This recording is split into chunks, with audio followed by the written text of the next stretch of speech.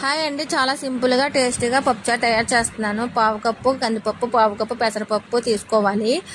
ఒక కుక్కర్లో వేసేసుకొని 3-4 సార్లు బాగా క్లీన్ చేసుకోవాలి. క్లీన్ చేసుకున్న తర్వాతను ఒక పెద్ద ఉల్లిపాయ, 2-3 పచ్చిమిరపకాయలు, ఒక టమాటా పొడవుగా కట్ చేసుకొని వేసుకోవాలి. స్పూన్ కారం, 2 గ్లాసులు వాటర్ కూడా వేసుకొని విజిల్ పెట్టుకొని 5-6 విజిల్ ఎంచుకోవాలండి. 5-6 విజిల్ చూసారు ఎంత మెత్తగా ఉడికిపోయిందో.